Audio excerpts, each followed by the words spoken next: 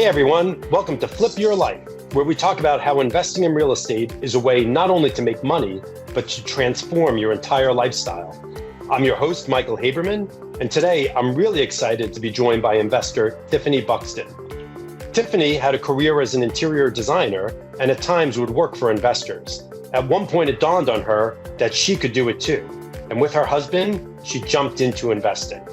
Now, some investors take it slow and build up from smaller projects to larger projects over time. Tiffany has gone all in with some pretty large projects early in her investing career. We're going to talk about those decisions and more on today's episode and learn how Tiffany has flipped her life. Tiffany, welcome. It's great to have you here. Thanks for having me, Michael. I'm super excited to be on the show this morning with you guys. Thank you. So we have a lot to cover, but before we talk about your journey and how you got here, I always like to level set. Tell us about your current portfolio, rentals you have, properties you flipped, what's in the pipeline, just so people understand the sort of scale of your investing.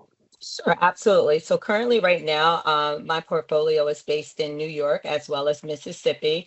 I currently own about 17 duplexes, which takes up a whole entire block across the street from the JSU, which is a HBCU in Jackson, Mississippi, as well as I have a triplex here in the city of Newburgh, as well as a double lot that I'm working to currently within the next month or so, do two more triplexes on those lots. And so tell us a little bit about that. You live up here in New York. Tell us a little bit of the story of how you ended up with 17 duplexes in Jackson, Mississippi. So, funny story. We were just headed to Batesville, actually, Mississippi, where my family is from. And we have a whole bunch of aired land there. And my girlfriend, her and her husband were in Jackson visiting the university. So we were like, oh, okay, we'll drive up and hang out with you guys for the weekend. And then when we were there at the university, and you know how on campus it looks amazing. Then when we get around the corner, I'm like, oh my goodness, like what's going on here? So one thing led to another. We met with a few other people and did some research. And long story short, we had an opportunity to purchase that entire block. You own an entire block in Jackson. Yes, sir. And are those properties occupied currently or? So 25% of them are occupied, and that's only just for the whole tax roll and so on and so forth. What we're doing right now, we're in meetings with the dean of students at JSU to see if we can do a collaboration because there's a shortage of housing. So the goal was to take the 17 duplexes and convert that to student housing, off-campus housing. Interesting. So we'll come back to that. So some are occupied, some are vacant. Correct. Got it. Okay. So we'll come back to that. But so tell us a little bit about and then the triplex in Newburgh, which I have to say I know well and is just a beautiful project and indicator of if you have interior design skills, what you can do with a property. But tell us a little bit about how this happened. I alluded to it. You have the interior design background, but how did you go from being designer to investor? So the property in Newburgh, it's located on Lander Street, and it was kind of like it was only like two more buildings that were on the market for sale. So they were two families. So I purchased one, and then my brother, he and his wife, they purchased the building next door. And that project in itself was a beautiful transformation. It was a two family that converted into a three family. I even scaled it all the way up into the attic, increasing the portfolio value of that particular property. It was a lot of hiccups, especially when you're developing in the inner city, especially Newburgh. But, through the grace of God and with Rockety's funding on my side, it was nothing that we couldn't level up and get to the finish line. But what was that moment, right? There was some point in your career where you went from just designing other people's properties to saying, I'm going to own property myself. When was So that and how did that happen? So that happened during the during COVID, the pandemic. It was like, so even though as an interior designer, I still didn't have that financial freedom and that lifestyle. I still had like a part-time gig to scale in, like, okay, for healthcare.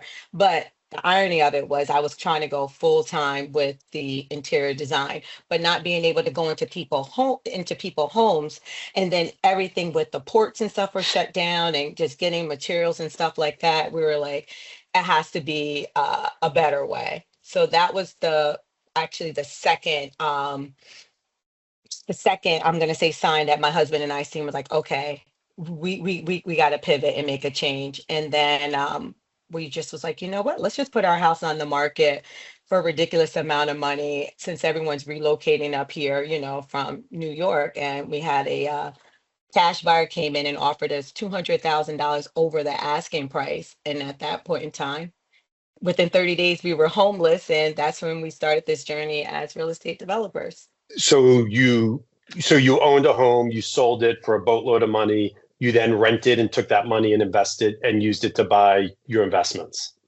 Yep, that was the beginning of our journey, COVID. Wow. Wow. So that's really, a little bit cliche, but a great message of taking a challenge and making an opportunity. You in the middle of COVID said, well, it's a little bit of a challenge, but let me see what I can do with this. For sure. Wow, interesting. And so now so you have the 17 duplexes, which some are renovated, some are not. So the real major project you've done is this gut renovation of this three family, which was truly a gut renovation costing a couple of $100,000, right? That was your first big project. But although, What was great about that one is I did two buildings simultaneously. And so the odds were per se against me, because they were like, hey, a building at that magnitude, we understand getting one done in a year, but my goal was to really be able to just show up and show out. So I did two buildings of total gut, from a new foundation, everything brand new. In about, I'm going to say a little over a year, maybe 13 months, up and running and rented out within 13 months. And then one of the units, the garden apartment, once again, the odds were against me. I said, you know what? I did my research. I'm going to do an Airbnb with a full dog park, outdoor movie theater, and it's doing amazing. I'm already booked out for this year. wow. And so now what I was getting at, though, is not to belittle your experience in any way, because it was a massive project. But after really one significant renovation, you're jumping into to new construction now, which is a whole Absolutely. nother animal. And two lots, right? Correct. Yep. Yes. So tell us, for those, the people out there who are a little, maybe I want to be investor. I don't know if I can do it. What does it take? Like, what gives you the confidence to take on something like this and know you can do it and be successful? And what would you tell other people? I would say it starts with mindset and just a lot of things that we've been programmed to learn. Like, hey, look, I saved up all this money. Let's go and have this, let's say, big wedding or this beautiful house with a picket fence. I just think mindset, especially where the economy is. I always tell like all my friends or family, like, don't invest in your first single family, get a multifamily, because as you can see, it's just so much stuff going on in the world where in the event you do need your 9 to 5 and you lose that 9 to 5, but going in as an investor, live in one of the units and rent out the other. You know what I mean? And then, scale it up with your savings. And then eventually you're renting out your duplex and you can pull that equity out and then move on to another project. And before you know it, you can retire that 9 to 5 and, start your real estate journey. I just think a lot just has to do with the mindset of just reprogramming, for those people who are just starting out. If you can afford to pay rent somewhere, then you can afford to own something and be your own landlord, essentially. Hmm, interesting.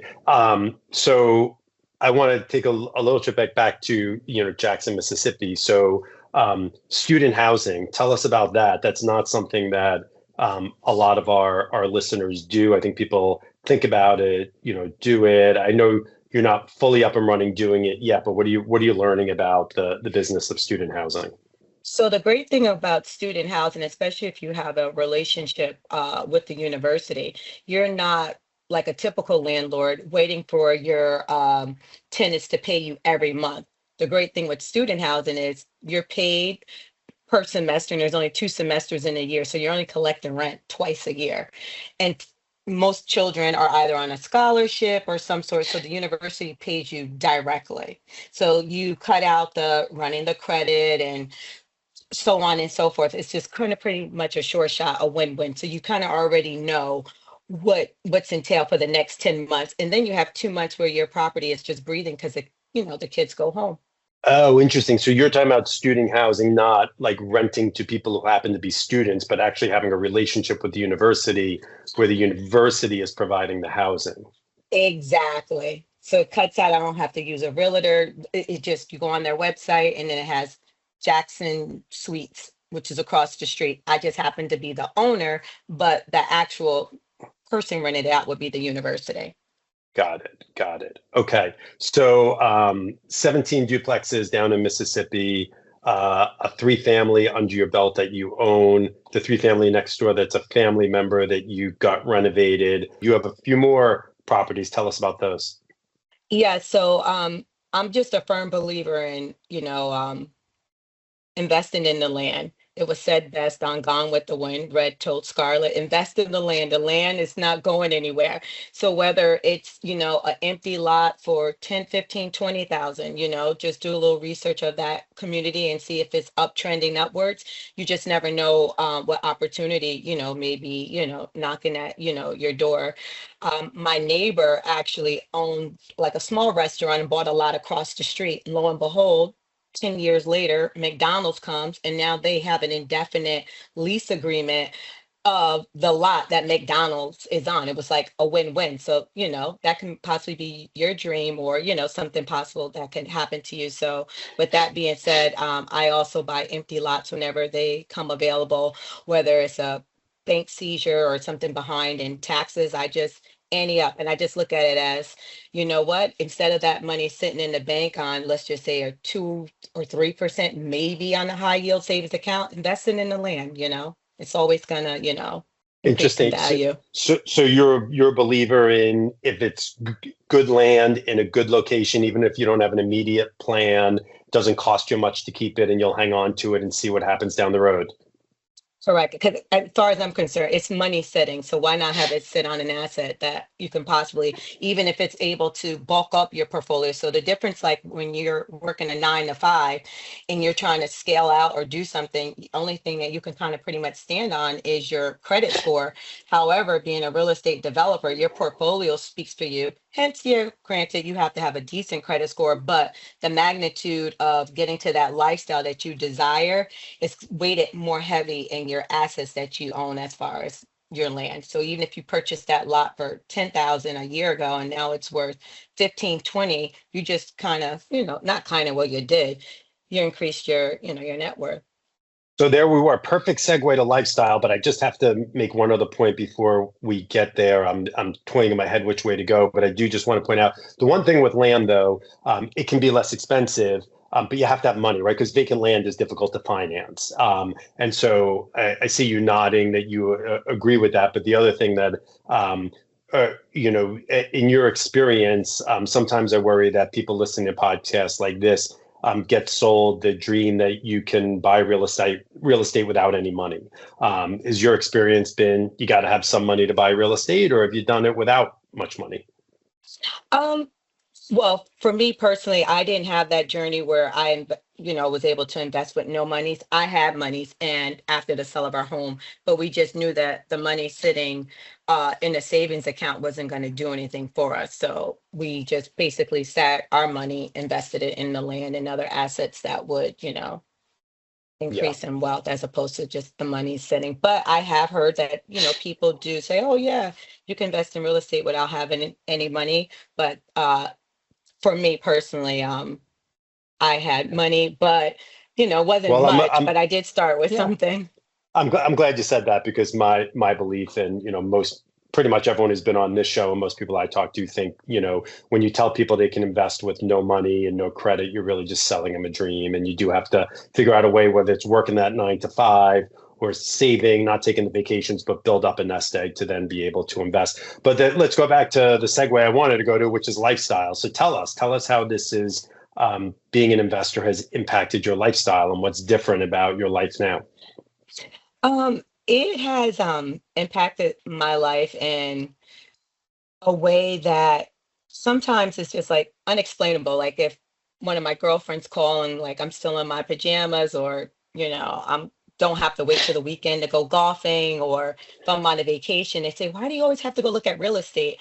I said, because I'm gonna see if or other way I can diversify my portfolio if I'm out the country. And also it double backs as a great tax write-off that as I was vacationing, I was traveling for business as well. So just being able to be hybrid anywhere, or make time right in the mid morning to be on this fabulous show, no bosses, calling me or anything like that. But it's just been great. And especially being able to be a role model for, our children, letting them know that the times have changed, like the 9 to 5 or the formal education, which I don't have any of, but I've been able to see success as if I did have possibly a master's degree or a doctorate, if not, make more, than some of those professions. Not to say that going to school is a bad thing, but I just think that real estate is one of those pathways that to get to your financial freedom is definitely the best segue to go. Yeah, tell me about the you told me a little story about college with your kids and how real estate changed that. Yeah, so when you think that your children aren't listening, they're listening. So funny true story with our son. I was like, hey, you're gonna be graduating, high school, in a few months, like let's just do some type of graduation party. He was like, no, I rather can you just give me $100,000? And I'm like, what? He was like, yeah. He was like, so these are my plans. I'm gonna go to college. He was like, just to network, find some, rich kids to help me run my business. But I would love to have an investment in property somewhere near the university so I can collect rent. And then, at the end of the 4 years, I can just sell it, pay off the rest of my debt, and take the rest of the money and, buy me some other assets. And I'm like, where did you come from? But they're listening when you're talking where, you don't think that they're not understanding. But my friends were just like, literally, like, that's what he said. I'm like, literally. And that's just kind of been his mindset, like, Yeah. investing in assets like, real estate. It's the best way to go. That's awesome. That's awesome. And but you were talking about giving back. I know you take that seriously. Tell us a little bit about some of the stuff you've been doing with training people. You as a woman, right? You're a role model for people. And I know that investing has given you time to do more of that work. Tell us a little bit about what you've been doing there. Absolutely. So, being raised in a underserved community, you knowledge and is key, and it's groundbreaking to obtain any type of wealth. So not every, child has the opportunity to embark on different, routes as far as getting formal education. So I partnered with a girlfriend of mine who has a nonprofit locally, and I offer NCCR training, which is a accreditation that you get for soft skills for construction, helping, children, embark on learning how just to do basic construction. So whether you own or you rent, or potentially one day you want to invest, you just have those basic tools of, success, as well as scaling how to properly, invest and save, your money. But anything that has to involve with the inner city promoting, growth and excellence, and aligns with real estate, I'm always hands-on and willing to be able to, be that person in the community to be able to help out. That's really great, and I love hearing those stories. As you know, my background is I ran a nonprofit for 7 years, and so sometimes when I'm lending to someone like you, I think of it as continuation of my work in the nonprofit world, really investing in communities. In your case, in many cases, taking a dilapidated property that was an eyesore and really holding back the community and Absolutely. turning it into something really beautiful. So well, one last thing I want to touch on, because you talked about, the freedom you have, and you mentioned how you like to travel. But I assume, yes, freedom of schedule, but still a lot of work being an investor. Absolutely. Absolutely. Even though you still have that passive income coming in, but you always have to have that mindset as what's the next best thing coming? What's new? What's trending? How can I diversify my portfolio? So even if it's something as small as you may not have the money yet to possibly use a 10 or 15% down payment on a home, like I tell my kids, but you can still invest in REITs. So maybe buy some different type of stocks portfolios where if you have an extra $500 or something like that, just always putting your money in pockets of real estate because real estate's not going anywhere. We're always going to need our land. You know what I mean? Yep, I know what you mean. I hope so. Otherwise, I have to find a new career. But hey, Tiffany, it's really been great talking to you. One last question that I ask all of my guests: if you had to do it differently, what's one thing you would do differently if you were doing this all over again? I'm gonna say it would have been in the early 2000s when I got my real estate license. I instead of stayed when we had that housing crisis, I left, and I just wish that I would have been able to ride it out and see what I see now. You know what I mean? I think I would have definitely been in a far better place as far as, having more commercial, properties and so on and so forth. But, I was scared and, I pivoted and didn't do that. But I'm here now for the long haul. Well, so I think what you're saying, which is a great message to anyone listening, you would have started sooner in your investing. Absolutely. Yeah. Absolutely. And you're saying Absolutely. post 2008, which we all know and hear all the time, but in the moment it's hard, right? When things look terrible, that's the time to be buying. So Hmm. those investors out there, some people think we have some terrible times coming in the next couple of years. Build up your stockpile of cash and be ready to pounce because that's the time Absolutely. to buy, right? Um, Absolutely. well, Tiffany, it's been great working with you in a business relationship, but really great having you here today. We appreciate your time and thank you everyone for listening, and we'll see you next time on Flip Your Life.